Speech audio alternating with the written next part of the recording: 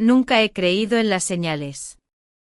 Siempre pensé que esa idea pertenecía a personas que necesitaban explicaciones simples para decisiones complejas. Yo confiaba en los números, en los contratos, en los informes trimestrales. En lo que se puede medir. En lo que se puede controlar. Por eso cuando aquella mañana la vi parada frente a mi cochera, con la nieve cubriéndole los hombros como una condena silenciosa, mi primer impulso no fue ayudarla. Fue molestarme. El frío era intenso, de ese que corta la piel incluso a través de la ropa cara. El cielo estaba gris, compacto, sin promesas. Mis botas se hundían en la nieve recién caída mientras caminaba con el teléfono pegado al oído, revisando por última vez los puntos clave de una reunión que llevaba meses cerrándose. A mis 57 años, no había espacio para imprevistos. Eso creía. La vi de reojo. Una figura pequeña, demasiado quieta para ser una niña jugando.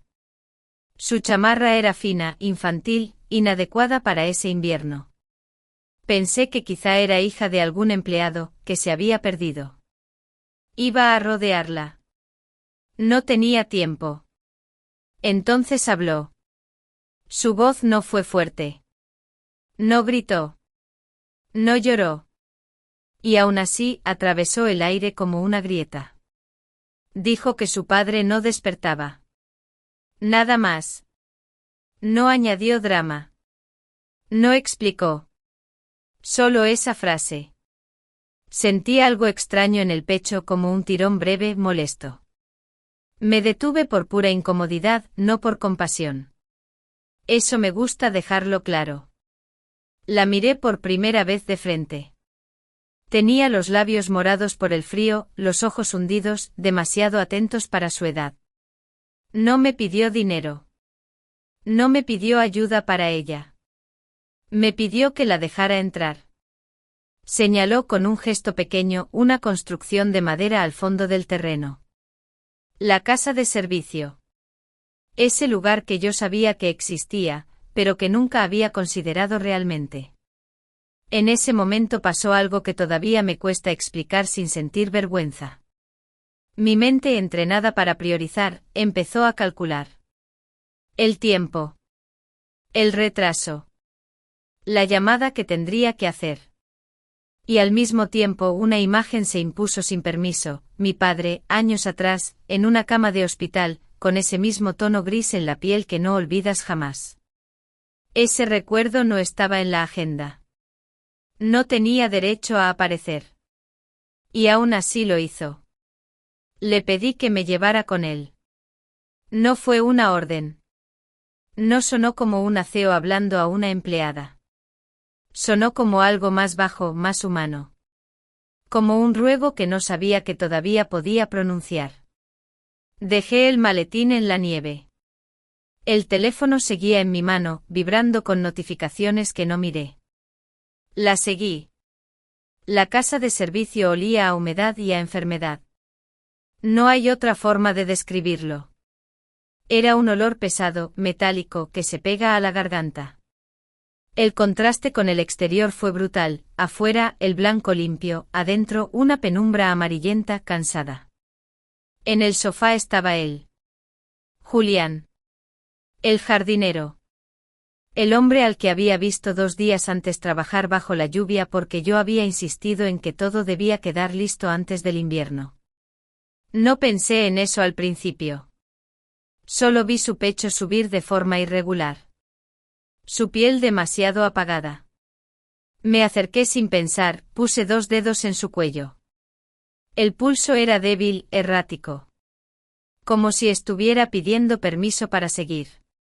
Saqué el teléfono con manos que no reconocí como mías. Llamé a mi asistente. Dije ambulancia privada, ahora. No di explicaciones. No pedí confirmación. Por primera vez en años, no me importó parecer autoritaria. Me importó llegar a tiempo. Mientras esperábamos, miré alrededor. No había comida. No había medicamentos. Solo un dibujo infantil sobre la mesa, Un hombre y una niña caminando bajo un sol exagerado. Sentí algo que no suelo sentir, culpa.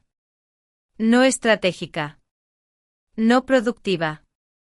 Culpa real, pesada, inútil. La niña, Clara, supe después, se sentó en el suelo, abrazándose las piernas. Me miraba sin reproche, sin miedo. Como si yo fuera simplemente lo único que había llegado. Me dijo que su padre no quería faltar al trabajo porque pensaba que yo me enojaría. Lo dijo con una naturalidad que me desarmó. Como si fuera lo más lógico del mundo. No supe qué hacer con mis manos. Yo, que firmaba cheques con naturalidad, no sabía cómo tocar el hombro de una niña asustada. Le puse mi abrigo a Julián. Fue un gesto torpe, simbólico e insuficiente. El tiempo se estiraba. Cada minuto pesaba como una acusación silenciosa. Cuando escuché las sirenas, sentí alivio y algo más cercano al pánico. Si no llegaban a tiempo, Clara se quedaría sola. Esa idea me atravesó con una violencia que ninguna crisis financiera había logrado jamás. El pulso de Julián se debilitaba. Yo no podía hacer nada excepto esperar. Y esperar siempre ha sido mi peor defecto. Los paramédicos entraron con rapidez, rompiendo el silencio con órdenes técnicas. Dijeron insuficiencia respiratoria. Dijeron neumonía. Dijeron palabras que yo conocía, pero que nunca había asociado con alguien que dependiera de mí de una forma tan directa. Me quedé en un rincón, pequeña, inútil. Observando cómo cargaban en una camilla al hombre que hasta ese día, había sido solo parte del paisaje de mi éxito. Clara intentó seguirlos. La detuve. No con firmeza ejecutiva, sino con miedo. Le prometí que iría con ellos. En ese momento sonó mi teléfono otra vez. El presidente del consejo. La firma. El contrato. Todo lo que había sido mi vida hasta esa mañana. Miré la pantalla. Miré a la niña. Apagué el teléfono. Durante el trayecto al hospital sostuve la mano de Julián. Estaba fría. Demasiado. Sentí el peso de algo que no sabía nombrar. En la sala de espera, sin alfombras caras ni café importado, Clara se quedó dormida sobre mi regazo. Su peso era mínimo. Su confianza insoportable. El reloj marcaba el tiempo con una crueldad precisa. Pensé en cuántas veces había ignorado señales así. En cuántas personas habían trabajado enfermas, cansadas, invisibles, para sostener la estructura que yo dirigía. Pensé en todo lo que no quise ver. Cuando el médico salió, horas después, dijo que había llegado a tiempo por minutos. Minutos. Esa palabra se me quedó grabada. Si hubiera salido 5 minutos más tarde de mi casa, Clara no tendría padre. Yo no tendría esta historia.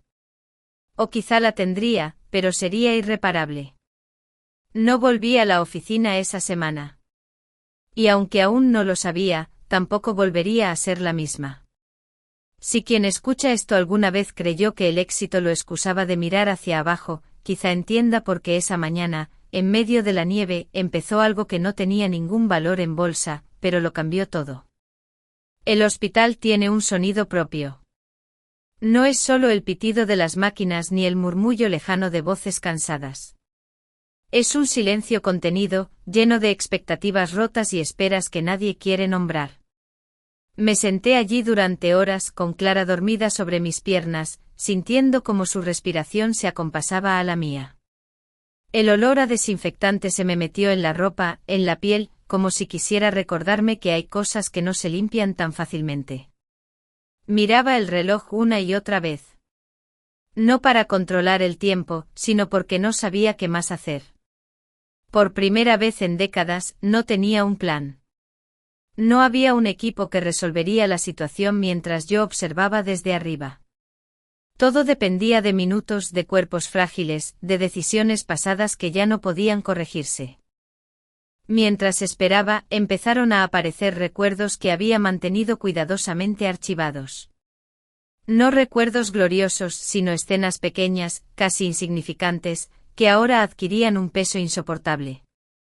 Vi a Julián trabajando bajo la lluvia, empapado, sin levantar la vista cuando yo pasé revisando el estado del jardín. Recordé haber pensado que era eficiente, que cumplía sin quejarse. Nunca me pregunté a qué costo. Pensé en mi propio padre.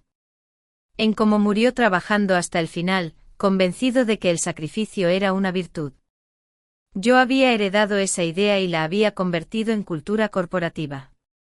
Disciplina. Rendimiento. Resultados. Palabras limpias que esconden cuerpos cansados. Quizá tú, que escuchas esto, has vivido algo parecido desde el otro lado. Tal vez has sido el que trabaja enfermo por miedo a perderlo todo. Pensar eso me revolvió el estómago. El médico salió finalmente. Su rostro no mostraba dramatismo, solo cansancio profesional. Dijo que Julián había llegado a tiempo por muy poco. Que la neumonía se había agravado por agotamiento y falta de atención médica. Que necesitaba reposo, cuidados, nutrición. Asentí como si estuviera escuchando un informe financiero, pero por dentro algo se desmoronaba. Cada palabra era una acusación silenciosa. No fui a la oficina al día siguiente. Tampoco al otro. Me quedé en el hospital. Llamé a personas que nunca había llamado para algo que no fuera trabajo. Contraté una niñera para Clara, no como un favor, sino como una obligación moral que no sabía cómo cumplir del todo. Me di cuenta de que estaba intentando reparar con dinero lo que había roto con indiferencia. Cuando Julián despertó, me miró con miedo. Ese miedo me atravesó más que cualquier reproche. Intentó disculparse por no haber terminado la poda. En ese instante sentí una vergüenza física, casi dolorosa. Le pedí que no hablara. Le dije que yo no había sabido ver. Y por primera vez en mucho tiempo, esas palabras no eran una estrategia. Salí del hospital esa noche y caminé sola por el estacionamiento vacío. El frío me golpeó la cara con fuerza. Respiré hondo. Pensé en mi empresa. En las políticas que había firmado sin leer del todo. En las jornadas extendidas, en los correos a medianoche, en los silencios forzados. Comprendí algo incómodo, no bastaba con ayudar a una familia. Eso sería fácil. Lo difícil era aceptar que el problema era estructural, y que yo lo había diseñado. Tal vez quien escucha esto se ha preguntado alguna vez si un gesto basta para redimirse. Yo también me lo pregunté. Y la respuesta que encontré no fue tranquilizadora. Volví a mi casa esa noche. La mansión estaba impecable, silenciosa, casi ofensiva en su orden. Me quité el abrigo y lo dejé sobre una silla. El mismo abrigo con el que había cubierto a Julián. De pronto, ese lujo me pareció ridículo. Me senté en la oscuridad sin encender las luces. Escuché el silencio amplio, vacío, distinto al del hospital. Un silencio cómodo construido a base de distancia. No dormí bien. Soñé con relojes que no avanzaban y con puertas que no se abrían. Desperté con una sensación clara, no podía volver a la rutina como si nada hubiera pasado. Pero tampoco sabía aún qué significaba cambiar de verdad. Durante los días siguientes me moví entre dos mundos. El hospital y las llamadas inevitables del trabajo. Aprobé decisiones importantes desde una sala de espera. Firmé documentos con la cabeza en otra parte. Mis socios notaron algo distinto. Me preguntaron si estaba bien. Dije que sí. No supe explicarles que había cosas que ya no podían medirse en gráficos. Clara empezó a hablarme más. Me contaba cosas pequeñas, que le gustaba desayunar, como su padre le enseñaba a plantar flores. La escuchaba con una atención que me resultaba nueva y agotadora. Cada palabra era un recordatorio de lo que no había visto durante años. Sentí algo parecido al apego, pero también miedo. Miedo a creer que esto me estaba convirtiendo en alguien mejor demasiado fácilmente.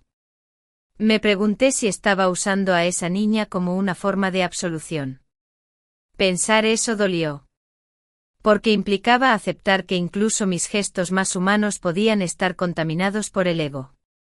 Esa duda me acompañó durante días, silenciosa, persistente. Cuando Julián mejoró lo suficiente para hablar con claridad, le pregunté por su vida sin rodeos. Me contó lo justo. No había resentimiento en su voz, solo cansancio. Me dijo que había tenido miedo de faltar al trabajo. Que no quería perderlo todo. Esa frase se me clavó.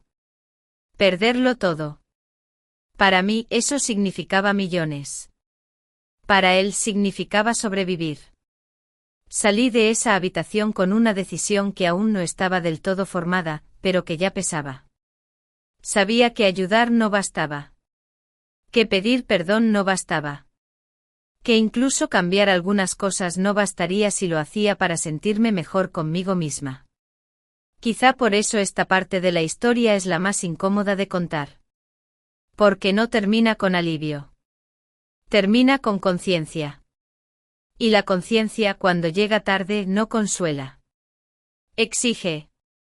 Si sigues escuchando, tal vez te preguntes qué hice después. No fue un gesto heroico. No fue inmediato. Fue más lento. Más difícil. Y sobre todo, no borró lo que ya había ocurrido. Porque entrar aquella mañana no deshizo los años en los que decidí no mirar. Hay decisiones que no suenan como un final, pero lo son. No llevan música, ni aplausos, ni siquiera alivio. Solo un peso nuevo que se instala en el pecho y ya no se va. Yo tomé una de esas decisiones una madrugada, sentada sola en mi estudio, con la ciudad dormida detrás de los ventanales y una taza de café frío entre las manos. Habían pasado varias semanas desde aquella mañana en la nieve. Julián seguía en recuperación. Clara ya no me miraba con ese terror inicial, sino con una confianza que todavía me incomodaba. No porque no la quisiera, sino porque no estaba segura de merecerla. El hospital había dejado atrás su olor a urgencia, pero dentro de mí seguía todo abierto. Esa noche revisé documentos antiguos de la empresa. Contratos. Políticas internas. Reglamentos que yo misma había aprobado con una firma firme y distante. Los leí como nunca antes, no buscando eficiencia, sino consecuencias. Descubrí cuántas veces la palabra flexibilidad estaba escrita para proteger a la empresa y no a las personas. Cuántas veces la exigencia había sido normalizada como virtud.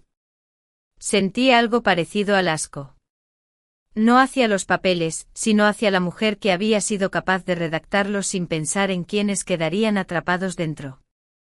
A la mañana siguiente convoqué a una reunión extraordinaria del consejo. No di demasiados detalles. Solo dije que necesitábamos revisar políticas laborales de inmediato. Algunos socios se mostraron impacientes. Otros intrigados. Yo hablé con una claridad que nunca había usado antes. No desde la autoridad, sino desde la responsabilidad. Dije que ningún empleado volvería a elegir entre su salud y su sustento. Que los permisos médicos serían reales. Que las jornadas extremas dejarían de ser un símbolo de compromiso. Hubo resistencia. Siempre la hay. Me dijeron que eso afectaría los márgenes. Que enviaría el mensaje equivocado. Escuché todo. Y por primera vez no negocié. Entendí que liderar no siempre es convencer.